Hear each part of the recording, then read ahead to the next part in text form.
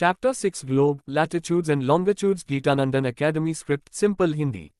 Globe पर एक line खींच दूं और दुनिया का एग्जैक्ट लोकेशन मिल जाए। कैसे? आज समझो लैटिट्यूड्स और लॉन्गिट्यूड्स का गेम। ग्लोब क्या होता है? ग्लोब पृथ्वी या किसी अन्य खगोलीय पिंड का एक गोलाकार मॉडल होता है। यह पृथ्वी की सतह का एक सूक्ष्म और त्रिआयामी 3D प्रतिनिधित्व है, जिसमें महाद्वीप, महासागर, देश, शहर, अक्षांश और देशांतर की रेखाएं सही अनुपात और आकार में दिखाई जाती हैं। ग्लोब नक्शों से अलग होता है क्योंकि नक्शे पृथ्वी की सतह को सपाट 2D रूप में दिखाते हैं, जिससे सतह में विकृति आ जाती है, जबकि ग्लोब पर सतह का वास्तविक आकार और आकारहीनता बनी रहती है, केवल उसे छोटा किया जाता है। ग्लोब पर एक झुकी हुई सुई होती है जिसे अक्ष कहा जाता है, जो उत्तर और दक्षिण ध्रुवों से होकर गुजरती है, और ग्लोब को इस अक्ष के चारों ओर घुमाया जा सकता है, ठीक वैसे ही जैसे पृथ्वी अपने अक्ष पर घूमती है। ग्लोब का उपयोग भूगोल में पृथ्वी की आकृति, उसके झुकाव, गति, जल और थल के वितरण को समझने के लिए किया जाता है। इसके अलावा ग्लोब से हमें पृथ्वी की सतह पर विभिन्न स्थानों की सही भौगोलिक स्थिति का ज्ञान होता है। शब्द की उत्पत्ति। ग्लोब शब्द लैटिन शब्द ग्लोबस से आया है, जिसका अर्थ होता है गोलाकार। इतिहास। ग्लोब का सबसे पुराना ज्ञात उदाहरण 1492 में मार्टिन बेहेम द्वारा बनाया गया स्थलीय ग्लोब एडाफेल है। आकाशीय ग्लोब का सबसे पुराना नमूना दूसरी शताब्दी के रोमन साम्राज्य का है। संक्षेप में, ग्लोब पृथ्वी या किसी अन्य खगोलीय पिंड का त्रिआयामी गोलाकार मॉडल है, जो सतह की वास्तविक आकृति और भौगोलिक विवरण सही रूप में दर्शाता है, और इसका उपयोग पृथ्वी के अध्ययन और स्थान निर्धारण के लिए किया जाता है। Section 1, latitude. ये गोल गोल रेखाएं क्या हैं? अक्षांश। लैटिट्यूड गोलाकार रेखाओं की व्याख्या। अक्षांश रेखाएं पृथ्वी की सतह पर पूर्व पश्चिम दिशा में खींची गई काल्पनिक गोलाकार रेखाएं होती हैं, जो विषुवत रेखा भूमध्य रेखा के समानांतर चलती हैं।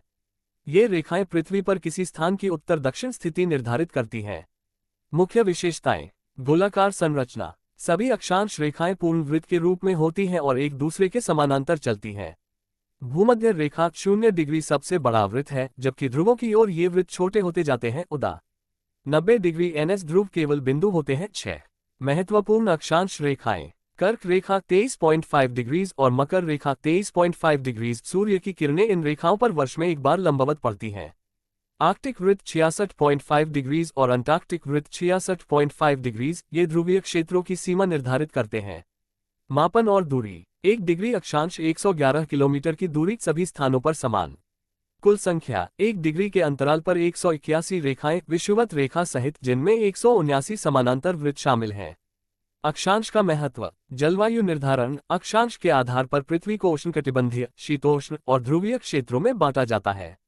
स्थानीय समय से स्वतंत्र। अक्षांश का समय क्षेत्रों से कोई संबंध नहीं होता।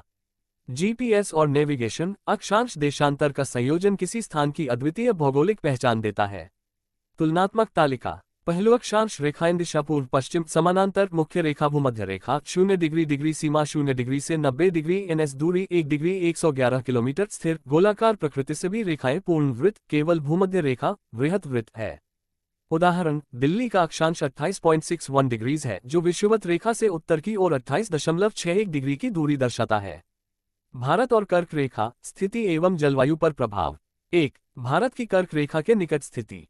भौगोलिक स्थिति। कर्क रेखा 23.5 डिग्रीज भारत के मध्य भाग से होकर गुजरती है और 8 राज्यों गुजरात, राजस्थान, मध्य प्रदेश, छत्तीसगढ़, झारखंड, पश्चिम बंगाल, त्रिपुरा, मिजोरम को काटती है।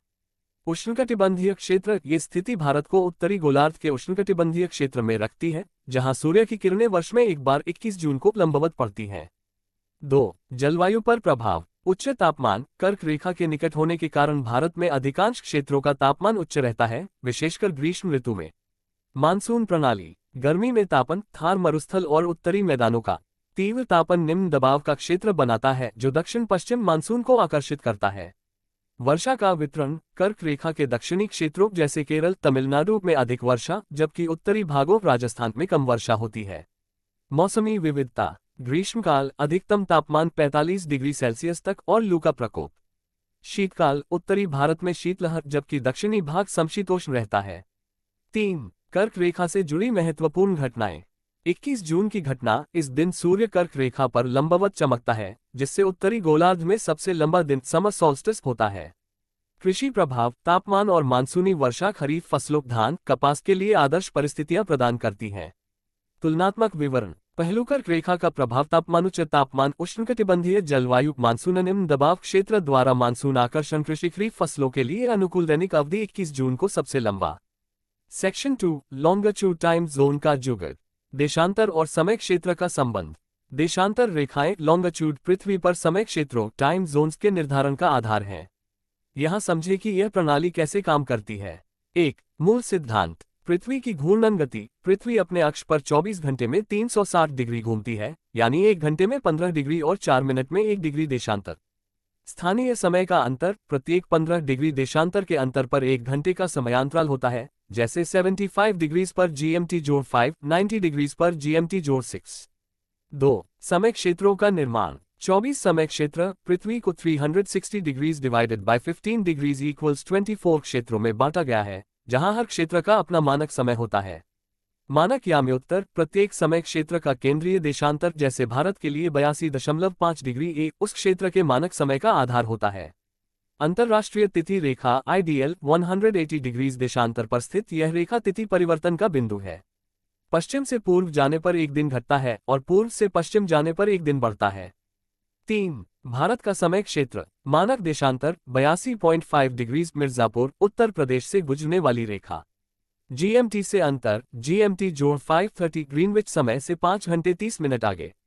ऐतिहासिक पृष्ठभूमि। 1896 में चेन्नई को आधार बनाकर 82 डिग्रीज को मानक माना गया था। 1906 में इसे 82.5 डिग्रीज पर स्थिर किया गया। 4 प्रमुख उदाहरण। देशांतर डिग्री समय क्षेत्र GMT उदाहरण देश क्षेत्र 0 डिग्री GMT जोड़ या घटाव 0 UK। आइसलैंड 75 डिग्री GMT जोड़ 5 पाकिस्तान 82.5 डिग्री M जोड़ 5:30 भारत श्रीलंका 120 डिग्री GMT जोड़ 1 चीन सिंगापुर 180 डिग्री GMT जोड़ या घटाव 12 अंतरराष्ट्रीय तिथि रेखा। 5 समय क्षेत्रों की आवश्यकता। व्यावसायिक समन्वय रेलवे हवाई यात्रा और वैश्विक व्यापार में समय एकरूपता के लिए।